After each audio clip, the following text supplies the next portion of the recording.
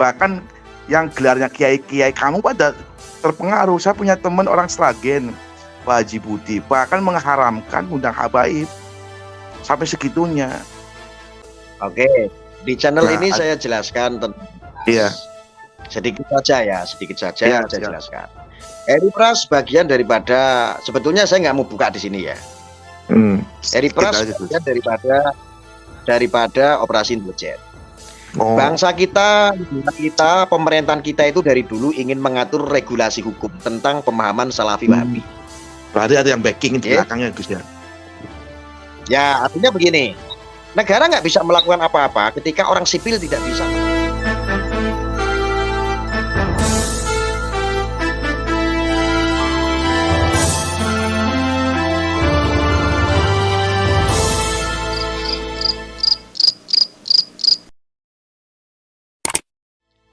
Jadi gini Gus, kebetulan saya kemarin punya tetangga perumahan. Dia aslinya orang Tegal, Tegalnya itu di Kendal Serut. Jadi banyak orang Banser, orang-orang awam NU itu ya, itu terpengaruh fatwanya rombongannya Ki Imad dan Peret tuh. Bahkan Abah Lutfi itu yang mereka itu yang awalnya takzim sama Abah Lutfi sekarang pada ini Gus, pada menjauh gitu, gara-gara dulunya katanya Abah Lutfi pernah ke daerah situ menemukan makam, ya kan, taunya makam itu bukan keluarganya bukan makam bin Yahya, bukan makam wali ya, seperti itu. Jadi ditelusurin sama orang kampung situ, ada satu warga itu yang itu makamnya bukan makamnya dari keluarganya Pak Lawi, seperti itulah. Jadi semenjak itu di sana itu kayaknya terpecah, Gus. Seperti itu, Gus. Lu gimana, Gus? Saya juga miris, dalam artian banyak ustadz kampung, kayak kampung itu gara-gara masalah polemik nasab ini kok terpecah. Kesannya kan ini kan antara NU Baklawi, Gus ya, atau kan oknum. Nah ini gimana, Gus? Minta sharingnya, minta pendapatnya gitu, terutama kepada orang-orang Nahdien yang awam seperti itu, Gus, biar gak terpengaruh. Bahkan yang gelarnya kiai-kiai kamu pada terpengaruh. Saya punya teman orang Sragen, Pak Haji Budi, bahkan mengharamkan undang habaib sampai segitunya karena terlalu masif di medsos. Nah saya ini, Gus, kan mau nanya dulu kan ada ustadz tuh yang terkenal lah, almarhum ya, dulu pernah menghina Abdul Lutfi aja di penjara. Ada nggak dalam orang-orang ya Abdul Lutfi itu yang paham hukum itu loh, agar kalau mereka nggak mau diam asli nyerang terus, bisa nggak, Gus, dilaporkan gitu loh, Gus, biar gak jadi adu domba di masyarakat gitu loh, Gus. Yang tadinya cinta muhibin sama beliau, akhirnya mereka pada ini gitu, pada menjauh, bahkan menfitnah begitu, Gus. Gimana, Gus? Minta saran dan pendapatnya, masukannya gitu, Gus. Makasih, Gus. Assalamualaikum. Ya, salam. Terima kasih, Mas Eko. Jadi begini, saya tidak mewakili, tetapi saya sedikit banyak tahu. Memang saat itu banyak sekali umat muslim sebagian datang atau meminta petunjuk. Yang pertama, datang dan meminta petunjuk karena dianggap Abah Lutfi itu paham tentang sejarah. Betul. Jadi contohnya orang Tegal datang. Orang Tegal ini menganggap bahwa Abah itu ngerti sejarah, akhirnya datang cerita. Si orang yang datang dari Tegal tersebut ini bertanya dengan Abah, ini ada yang konon itu terahnya itu sampai si A. Si A ini sekedar cerita seperti itu, lalu Abah menjawab. Jadi dicak atau disempurnakan dari sejarah tersebut, bahwa seandainya si A ini begini, Abah menjawab, kalau memang makam itu ada peninggalan dari si yang ini atau dari sampai kepada waliullah, situs-situs makam tersebut berarti terahnya begini. Tidak pernah hanya memberikan ngitung sejarah silsilahnya itu, silsilah daripada keturunan yang almarhum tersebut atau yang ada di dalam makam keramat tersebut atau situs tersebut. Gitu. Lalu ketika Abah dawuh seperti itu, ini dianggap sebuah fatwa bahwa ternyata benar apa yang dikatakan oleh Habib Lutfi. Gitu loh. Nah, satu sisi orang yang sama di daerah tersebut, orang Tegal juga, itu menolak bahwa ini loh bukan makamnya si A. Ada pihak yang kontra. Tetapi ketidaktahuan Abah itu akhirnya dimanfaatkan orang yang datang duluan itu. Lalu sampai Tegal itu orang yang datang itu sudah langsung siapin tenda, siapin sound, siapin pengajian, terus mensiarkan seolah-olah makam ini adalah makam ini nasabnya. Dan adalah dahnya Habib Lutfi. Nah, Habib Lutfi sudah mengetahui dan membiarkan. Nah, ini menjadi misal gitu. Seolah-olah itu yang membawa adalah Lutfi. Ya, itu ini sudah.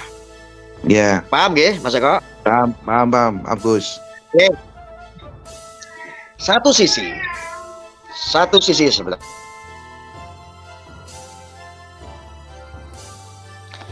Nah, satu sisi lagi ada memang begini, untuk menggali sejarah-sejarah peradaban umat Muslim dulu sama sekarang ini kan jauh berbeda karena berganti generasi. Okay? Memang ada kebaikan dari Abah seorang Habib Lutfi ini, itu menggali daripada tertimbun dan tidak ada cerita. Ini saya dengar dari beberapa, saya punya rekan-rekan dari TNI bercerita seperti ini. Nyari sebuah situs atau makam-makam yang memang sejarahnya ini tidak ada. Ini digali, akhirnya dicari sumber-sumber, dari sumber-sumber ini dicari, dikumpulkan, akhirnya mengerucut jadi. Makanya membahas tentang makam-makam ini. Sebetulnya hukumnya kan khilafiyah gitu. Kalau seandainya betul ya syukur, kalau seandainya tidak betul itu masih di bumi Allah. Kan begitu? Ya, wong makamnya siapa itu? Yang di Semarang itu kemarin yang katanya Mbah Mufid itu, yang katanya tanah diutuk-utuk itu tanah apa? Makam siapa itu namanya? Syekh Jumadil Kubro. Makam Jumadil Kubro saja makamnya ada berapa? Banyak, bahkan di Afrika ada makamnya Syekh Jumadil Kubro. Tapi selama itu bumi Allah, ya sudah, namanya urusan nasab dan makam ini adalah urusan khilafiyah. Daripada itu sejarah itu tertimbun, Abah hanya memfasilitasi. Yang saya dengar itu hanya mencari dari terkubur, dicari sejarahnya. Terus, itulah kebaikan. Bahkan ini ada sebuah makam-makam waliullah atau makam wali songo. Sampai detik dan hari ini pun yang merawat itu, yang berkontribusi itu sampai hari ini ya Abah Habib Lutfi, termasuk Sunan Derajat. Yang mengcover Sunan Derajat ini, yang membawa bantuan atau seperti kebersihan, terus pelestarian, itu Habib Lutfi ikut serta. Entah kenapa tiba-tiba semakin kesini Abah yang mestinya itu Abah Lutfi itu mempelopori tentang Wali Songo, menjaga marwah Wali Songo, tiba-tiba dibentur-benturkan dengan Wali Songo. Nah ini mestinya ketika ada seseorang yang tidak suka dengan salah satu oknum Habib, ya oknumnya saja, personalnya saja, nggak perlu membawa jauh, yaitu habaib. Jadi pulra tapi ya. Kalau membahas kesalahan orang, membahas oknum Habib kok banyak, loh kiai di pribumi sendiri, di bumi Nusantara sendiri, oknumnya lebih banyak. Nah, kita ini kalau berbicara adil, kita kalau mau berbicara adil, kita kalau mau membicarakan dengan asas kebenaran, dengan ukuran yang panjang, mestinya seperti itu. Maka oknum ini kan ada di semua lini. Di polisi ya ada oknum, ya ada oknum, di pesantren ya ada oknum, kiai ya ada oknum, habaib juga ada oknum. Nah, mestinya seperti itu Mas Eko. Tapi fix Mas Eko. Polemik ini saya maknai ya bagian daripada operasi intelijen. Bagian daripada.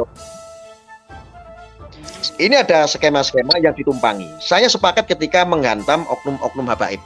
Tapi saya tidak sepakat ketika ada narasi-narasi Indonesia mau diyamanisasi. Karena dulu juga pernah waktu gegernya Cina, juga Indonesia mau dicinaisasi. Ini adalah narasi-narasi yang berlebihan. Dan konsepnya cuma satu, ingin memecah belah Nahdlatul Ulama. Kenapa saya bilang ini memecah Nahdlatul Ulama? Yang membenci makam kuburan hanya orang-orang salah Wahabi. Pertama itu. Yang pertama, orang Wahabi ini benci dengan Nahdlatul Ulama karena dianggap ahlul bid'ah, tukang bid'ah.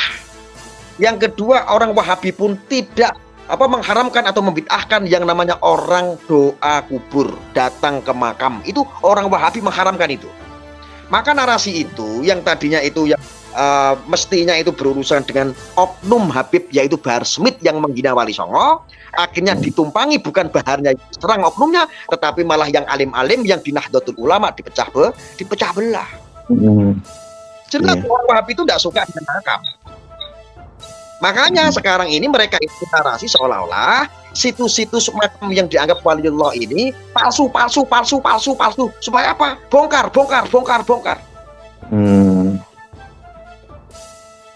Iya. Begitu Mas Eko kurang lebih ya. Yang terakhir, orang Wahabi ini musuh bebuyutan orang pembenci Syiah. Kebetulan Habib di Indonesia ini banyak juga yang Syiah. Kebetulan juga ini kitabnya hampir sama kebetulan dengan amaliyahnya orang Nahdlatul Ulama. Iya. Lah, ini dilindungi oleh NU. Bergandengan erat sama NU. Kenapa? Syiah tidak pernah yang namanya mengganggu amaliyah orang lain. Tetapi Wahabi yang mengaku lurus itu sering mengharam-haramkan, sering membid'ahkan orang lain. Dia tidak melihat bahwa ada fatwa beberapa pendapat ulama membolehkan selama tidak keluar daripada syariat Islam. Kayak Hari Pras tuh. Ini ya. Ya, kita harus waspada Mas Eko. Iya. Ini konsepnya memecah belah Nahdlatul Ulama tujuannya, bukan yang lain. Kalau soal kecil, saya bisa bantah semua ke orang yang mau, termasuk kalau Ki Imat mau. Orang pertama yang mendukung kajiannya Ki Imat itu yang mengawal saya sampai haul Wali Songo di Istiqlal. Kalau Ki Imat mau naik ke sini dengan saya ngobrol berani dengan saya sungkem. Iya. Gus Fuad sama, saya soal kebangsaan sepakat, tapi kalau soal nasab saya tidak sepakat. Kalau seandainya saja Gus Fuad atau Gus Fakih mau naik ke sini, saya siap sungkem, mau diskusi dengan saya. Iya.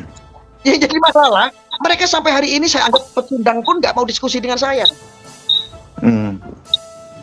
Iya.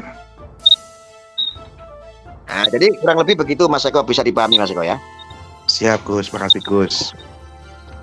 Ya. Terus gini Gus, Mas Juanda. Gimana? Lanjut Mas Eko, gimana? Itu gimana tanggapannya Gus Arya kepada itu tuh YouTuber mantan pesilat tuh? Itu juga udah kelewatan, udah di luar batas itu, nyerang ulama-ulama kita, amalia kita gitu. Kalau bisa dari pihak ya NU gitu belajar, kalau memang seandainya meresahkannya, kalau nggak ada jalur hukum Gus gitu loh. Biar dia itu nggak keluar-keluar mulu di medsos. Kesannya itu kalau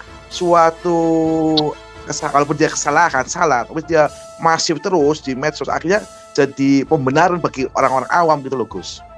Takutnya banyak orang-orang NU yang awam yang terpengaruh gitu loh Gus. Gitu.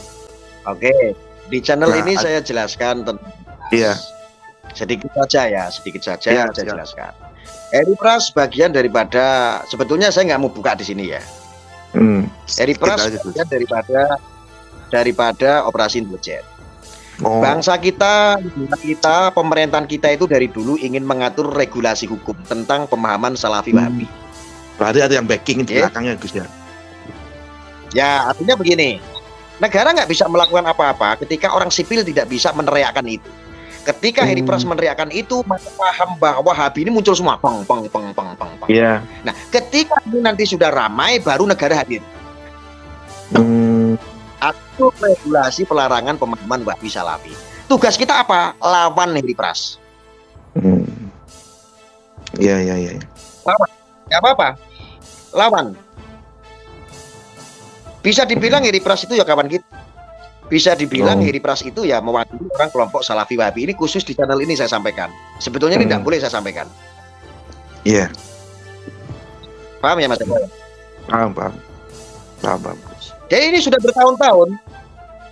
Coba sudah bertahun-tahun Kemenak nggak bisa untuk mengatur regulasi semua urusan hukum, undang-undang ini digodoknya ke DPR RI tentunya. Regulasi hukum ini mau diatur tetapi harus kisruh dulu. Kalau nggak masyarakat yang meminta, pemerintah tidak. Gitu loh. Oh, iya. Paham. Nggak apa-apa, ini pres begitu. Jadi orang-orang Wahabi itu keluar semua nanti. Kalau udah banyak yang keluar, ya, bantu itu negara. Iya. Betul. Nah, terkadang Mas Eko, saya kasih tahu, banyak sekali teman-teman kita itu, apalagi netizen yang awam, ini nggak mengerti permasalahan di negeri ini. Hanya percaya dengan narasi tanpa tahu tujuannya kemana, pola skemanya seperti apa. Iya. Pelan-pelan ya, ini kita semua untuk menyadarkan itu.